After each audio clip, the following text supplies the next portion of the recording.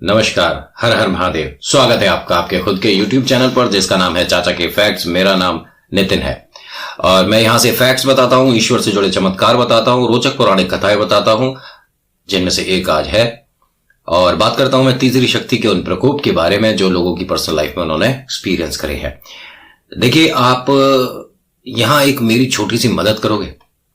मुझे आप ना कमेंट में हर हर महादेव, आपका नाम, आपकी जगह, ये तो आपको लिखना ही है, ठीक है। अगर आपको कहानी पसंद आती है, आप वक्त दे पाते हैं तो, और एक सुझाव भी जो आपको मतलब मन में जो भी आता हो, ठीक है।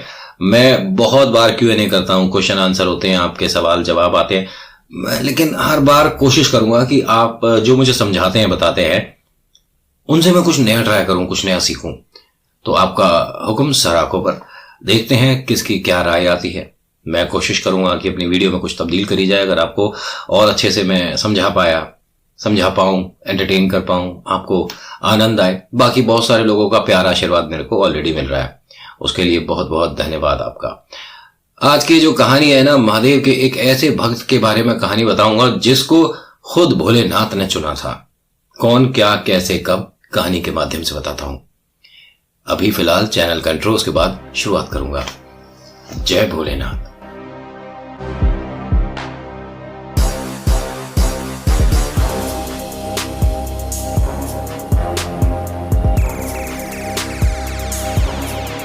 आज की कहानी गोपाल दास की है, जो कि एक मिठाई की दुकान चलाते हैं। बेहतरीन मिठाई बनाते हैं और यकीन मानिए, इनसे बेहतरीन, इनसे अच्छी, इनसे स्वादिष्ट मिठाई बनाने वाला आसपास क्या दूर दूर तक कोई नहीं है। इनकी जो धर्मपत्नी है, ये बहुत बढ़िया, जिसे कहते हैं आपकी मतलब आप उंगलियां चाटते रह जाएं, ऐसे ऐसे नए नए पकवान बनाती हैं। मटर पनीर की सब्जी बन रही है तो उसमें और क्या एक एक्सपेरिमेंट किया जाए जो कि मटर पनीर में वो स्वाद आ जाए जो किसी ने चखा ही ना हो। बेहतरीन खाना बनाती हैं। और ये घर की बात है और वो दुकान की बात थी, ठीक है। और इनकी दुकान अच्छी चल रही है, कोई परेशानी है नहीं। लेकिन इनकी ये जो आदत है, जिस दिन इन्होंने दुकान खोली थी और शुरुआत करी थी कुछ समोसे से और कुछ बर्फी से, ठीक है। आज बेहतरीन बड़ी दुकान है भोले बाबा की कृपा से इनके पास। लेकिन वो जो आदत थी ना इनकी पहले दिन, वो आज भी है। और आदत क्या है कि घर से दुकान आने से पहले, शटर खोलने से पहले भोले बाबा को जाकर नमस्कार करना है, हर हर महादेव करना है, दूध जल अर्पण करना है, उसके बाद ही दुकान आना है। अब ये तो हो गया दुकान आने वाली बात। दुकान बढ़ाने के बाद भी ये मंदिर जाते हैं पहले, और जो इनकी पूरे दिन की कमाई है, फॉर एग्जाम्पल 10 रुपए, उसमें से 2 रुपए, 1 रुपए, जैसी उस दिन इनकी आमदनी हुई है, उस हिसाब से बाबा के आगे ये मतलब उनके चरणों में रखाते हैं। ये डेली चल रहा है, ठीक है, सिलसिला। इसमें कोई तब्दीली नहीं, कोई इसमें फेरबदल नहीं और कोई रुकावट नहीं। रुकावटें तो बहुत आई, कभी बारिश आ गई, पानी भर गया, सड़क खराब है, धूल आंधी, रिश्तेदार आ गए, बहुत सारी और समस्याएं, लेकिन इनका ये सिलसिला रुका नहीं है। सुबह दुकान खोलने से पहले महादेव के सामने जाना, दुकान बढ़ाने के बाद महादेव के सामने जाना, दोनों बार धन्यवाद और आशीर्वाद। आपने आज का दिन अच्छा रखा, उसके लिए धन्यवाद। सुबह सुबह पहुंचे, भोले बाबा का दर्शन करा और कहा कि बस आशीर्वाद। ये सिलसिला मैंने आपको पहले भी बताया, वैसे ही दोबारा बताता हूं कि बहुत समय से चल रहा है। और इससे पहले से, जब ये छोटा था और दुकान पर नहीं था, जब इन्होंने ये काम नहीं किया था, अपने माता पिता को यही कार्य करते देखता था। तो अब जैसा पिता कर रहे थे वैसा ही बच्चे ने भी फॉलो कर लिया। और बच्चे को तो ये मानिए पिता से भी ज्यादा लगाव और प्यार हो गया भोले बाबा से। महादेव इनकी सुनते भी हैं और बहुत इनके लिए कर भी रहे हैं। किस्मत में अगर किसी के कुछ लिखा है तो उसको आपकी भक्ति वास्तव में बदल सकती है, बुरे को अच्छा कर सकती है। जो आपके पास नहीं है वो आपके पास हो सकता है। आपकी भक्ति में वो वजन होना चाहिए, आपकी भक्ति में वो शक्ति होनी चाहिए कि ईश्वर को मजबूर कर दे आपकी मनोकामना पूरी करने के लिए। और ऐसा नहीं करना कभी भी, जैसा कभी कभी हम किसी मूवी में देख लेते हैं, आप ऐसा करेंगे नहीं तो हम ये कर देंगे। गलत काम करके आप ईश्वर को नहीं मना सकते, प्रेम से ही मना सकते हैं। अब होता क्या है कि इनकी इस लगन को देखकर महादेव और पार्वती माता दोनों आपस में बात कर रहे थे कि ये जो एक भक्त है इसके लिए कुछ ऐसा करना है जो कि इसकी जिंदगी खुशहाल हो जाए।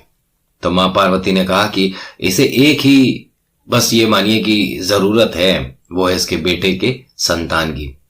आप कहो तो हम आशीर्वाद देते हैं इन्हें। महादेव ने कहा नहीं, अभी नहीं, क्योंकि मुझे ऐसा कुछ लगता नहीं है कि ये वो खास भक्त है, ये वो एक मेरा प्यारा वाला भक्त है। आपको एक बात बताऊं, हर साल नहीं, हर महीने नहीं, हर दिन नहीं, हर सेकंड भोले बाबा अपने एक प्यारे भक्त को चुन लेते हैं। ऐसा सुना है मैंने। क्या पता अगले वो प्यारे भक्त आप हो या वो अगला प्यारा भक्त मैं हूं। उसे जैसे ही उन्होंने चुना, उसे ये मानिए वरदान मिल गया, आशीर्वाद मिल गया। उसके बाद भोले बाबा ने उसकी जिंदगी पलट दी सिर्फ एक सेकंड में। यकीन मानिए हर सेकंड भोले बाबा अपने प्रिय भक्त को चुनते हैं और वो उसकी मनोकामना पूरी होती है। लेकिन भोले बाबा बार बार ये कहते हैं मां पार्वती से कि नहीं, ये वो नहीं है, अभी नहीं, अभी नहीं। इसका मुझे लगता नहीं है कि इसकी भक्ति में वो बात है, अभी नहीं। अब मां ने कहा कि भाई कम से कम 35-40 साल से तो हम देख रहे हैं इसे, ये लगातार जब भी घर से आता है, मंदिर आता है, आपको प्रणाम करता है, और जब घर जा रहा होता है तब प्रणाम करता है। उन्होंने कहा ये तो दुनिया आते जाते करती है। महादेव ने ये मानिए कि उसकी परीक्षा लेने की ठान रखी है कि कितना प्यारा भक्त है, एक बार इससे मुलाकात जरूर करूंगा, एक बार इससे मिलूंगा जरूर। अब होता क्या है कि ये जो सेठ जी है रोज यही काम कर रहा है। अपना घर से आता है, भोले बाबा के मंदिर जाता है, नमस्कार करता है, हर हर महादेव, जल अर्पण करता है, दूध अर्पण करता है, बेलपत्र, और अपना दुकान आता है, शटर उठाता है, पूजा पाठ करता है, घर वापसी करता है, बीच में मंदिर जाता है, वापस से अपनी तरफ से, जिसे बहुत से लोग दक्षिणा भी बोल देते हैं। ये प्रेम होता है, दक्षिणा नहीं होती। दक्षिणा का मतलब अच्छे से समझाऊंगा किसे कहते हैं दक्षिणा, ठीक है। अब ये दोनों बस यही चाहते हैं कि इनके बेटे के घर में भी किलकारी गूंजे, खुशियां आए। हम वैसे तो कोई समस्या है नहीं, बाबा ने ऐसा हाथ थाम रखा है कि हम अपने क्षेत्र में काफी मजबूत हैं, और मजबूत हर कोई पैसे से मान लेता है, लेकिन पैसे से नहीं, घर परिवार से भी आदमी मजबूत होता है। बहुत से लोगों के पास पैसा बहुत है लेकिन सेटिस्फेक्शन नहीं है, मतलब संतुष्टि नहीं है। बेटे बात नहीं करते हैं पिता से, साथ नहीं रहते हैं, वक्त नहीं है, बेटी ढंग से बात नहीं कर रही है, मां को उल्टा बोल देती है, तो ये सेटिस्फेक्शन नहीं है, भले ही आपकी जेब में करोड़ों रुपए हो। पैसा नहीं है लेकिन सब एक साथ बैठकर खाते हैं, बात करते हैं, हंसी मजाक करते हैं, ये है सेटिस्फेक्शन। इनके घर में ऐसा ही है। बस एक कमी है, अगर भोले बाबा ये पूरी कर दें तो कमाल ही हो जाए। अब होता क्या है कि अगला दिन सोमवार है और महादेव और मां पार्वती ये मानिए इसकी परीक्षा लेने के लिए धरती पर आ चुके हैं। अब वो अपना भेष बदलते हैं, बहुत ही गरीब या बहुत दिनों से भूखे, इस तरह का अपना वो होलिया बनाते हैं। अब ये मंदिर से होकर अपना दुकान पहुंचता है। अब दुकान में जोत बत्ती करता है, भोले बाबा को याद करता है, अपना व्यापार शुरू करता है। तो देखता है कि इनकी सड़क के उधर, मतलब एक रोड जो है इसके उधर कुछ लोग बार बार अजीब से किसी से बात कर रहे हैं। तो ये पूछता है अपनी दुकान पर कारीगर से कि भाई कौन है, किससे? कह रहे कि कोई एक जोड़ा है, वो खाना मांग रहा है, उसे सब भगा रहे हैं। उन्होंने कहा एक काम करो, उसे यहां बुला ले। उन दोनों को बुलाते हैं और कहते हैं कि खाना खाओगे, भूख लगी है? उन्होंने कहा हाँ भूख लगी है, लेकिन कोई खिला नहीं रहा और बहुत समय से भूख लग रही है। उन्होंने कहा आप यहां बैठो, मैं आपको पकवान खिलाता हूं। पता नहीं है सही कौन है। अब होता क्या है कि मां पार्वती और भोले बाबा के सामने वो अपनी दुकान की सभी बेहतरीन मिठाइयां लाकर रखता है और उनसे कहता है कि आप बताइए कैसी है। उन्होंने कहा लेकिन इसके लिए हमारे पास मूल्य नहीं है देने को। उन्होंने कहा कोई बात नहीं, भोले बाबा ने मुझे इतना दे रखा है कि मुझे कोई फर्क नहीं पड़ेगा, आप खाइए। अब मां पार्वती और भोले बाबा इसकी दुकान में है, सोचिए। अब वो दोनों चखते हैं और कहते हैं कि बहुत स्वादिष्ट बना है। अब भोले बाबा ने अगर ये बोल दिया कि स्वादिष्ट बना है तो सोचो इसकी तो जिंदगी का मूल्य ही बदल गया। मान लीजिए इसे सारी खुशियां मिल चुकी हैं और इसे अभी पता नहीं है। अब होता क्या है कि वो वहां से जब चलते हैं और उसको आशीर्वाद देते हैं कि खूब खुश रहो, और आपने एक भूखे का पेट भरा है, ईश्वर की कृपा आप पर जरूर होगी। वो कहते हैं कि धन्यवाद आपका, कभी भी आपको जरूरत लगती है और आप भूखे होते हो तो मेरे पास आ जाना, मैं कभी मना नहीं करूंगा। उन्होंने कहा ठीक है।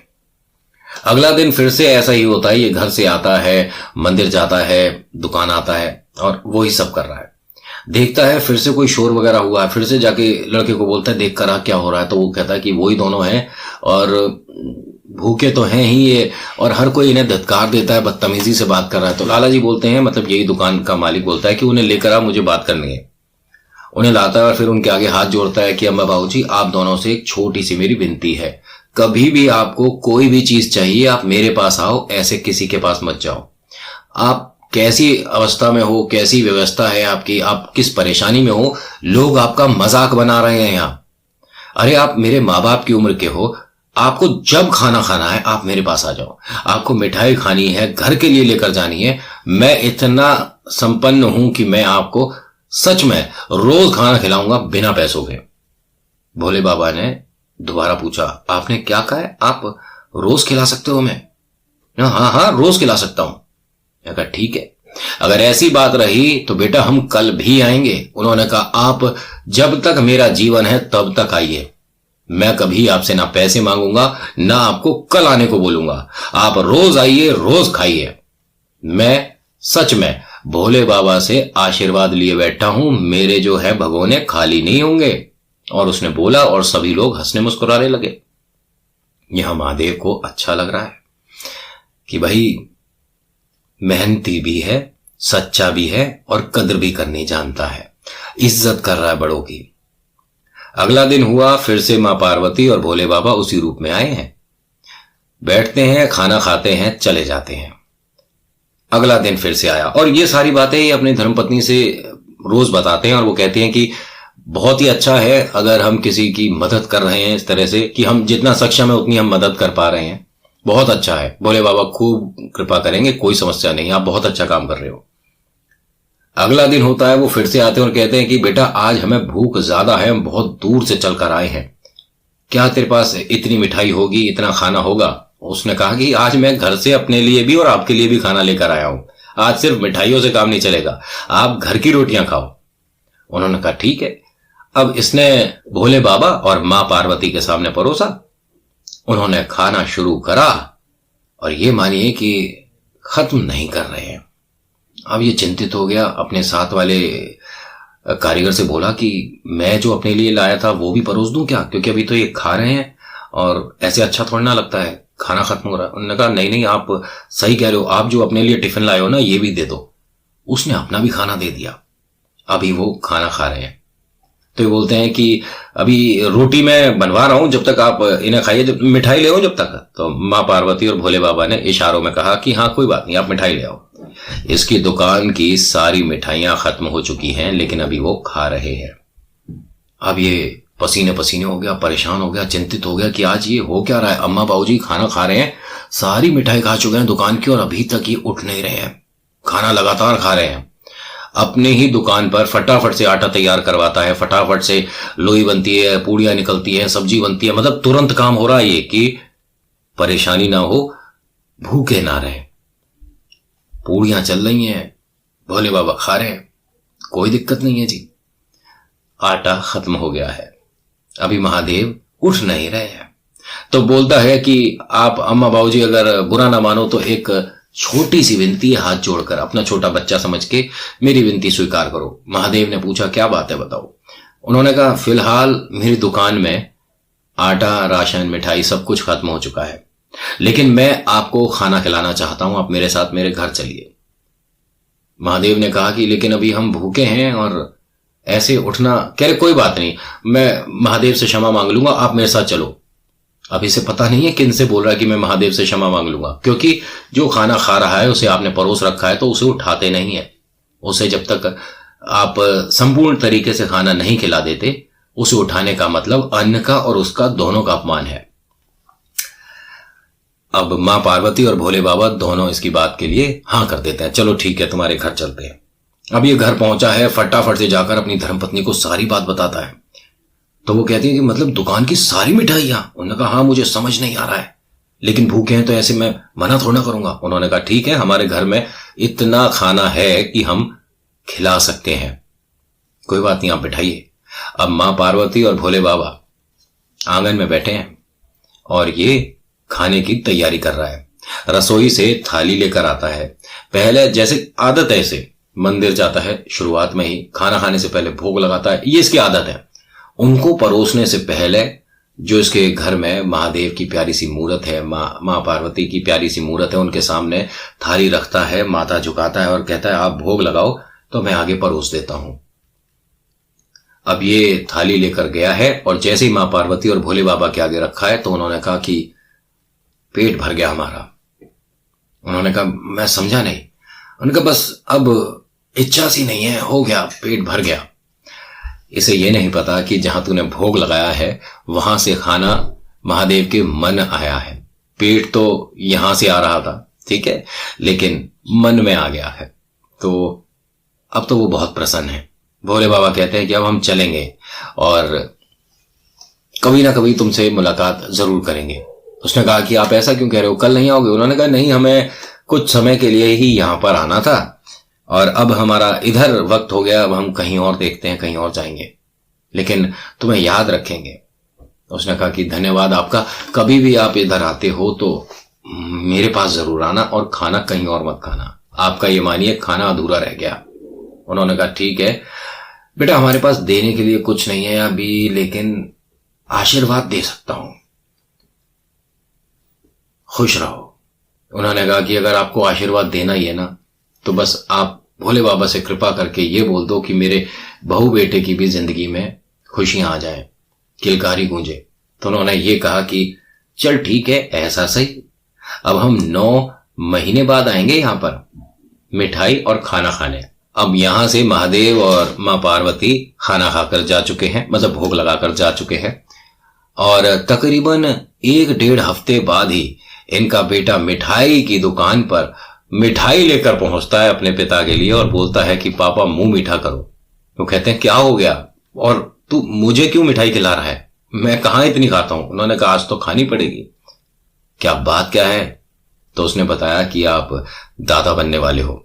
बस ये तो सुनकर वो कूदा कूदा फिर रहा है, भोले बाबा के सामने जाकर एक तरह से डांस कर रहा है, नाच रहा है, मंदिर पहुंच गया, धन्यवाद कर रहा है और बार बार उन्हें ही याद कर रहा है कि आप दोनों के आशीर्वाद से वो बात सुनने को मिली है जिसके लिए मेरे कान तरस गए। घर आता है, बहू को बहुत आशीर्वाद देता है, धर्मपत्नी को खूब सारी बातें बताता है कि उन्होंने ऐसा भी कहा था और वो वहां आए, मतलब ये बहुत ज्यादा खुश है। इसे पता नहीं कि ये कितने दिन तक महादेव के साथ बैठा बातें कर रहा था। होता है, आपके सामने से इष्ट होकर चले जाते हैं, आप कभी कभी पहचान नहीं पाते, वो किसी भी रूप में होते हैं। अब होता क्या है कि 9 महीने बाद इनके घर में किलकारी गूंजती है और बहुत प्यारी एकदम गुड़िया बिटिया होती है और चारों इतने खुश हैं कि ये मानिए कि मां लक्ष्मी जैसे साक्षात उसके नैन नक्श है, बहुत प्यारी, बहुत मतलब डॉल है, बहुत सुंदर। अब ये दोनों पहुंचते हैं महादेव और पार्वती माता और पूछते हैं कि अरे लाला जी हैं, हम मिठाई की दुकान पर गए थे, वहां तुम थे नहीं। अब वो भागता हुआ आता है और दोनों के पैर छूता और कहता है कि अरे आपके आशीर्वाद से आज ही नन्ही गुड़िया हमारे खानदान में आई और बहुत प्यारी, आप आओ देखोगे? उन्होंने कहा बिल्कुल देखेंगे। अब महादेव और पार्वती माता अंदर आते हैं, बिटिया के माथे पर हाथ रखते हैं और जुग जुग जियो बोलकर वहां से गायब हो जाते हैं।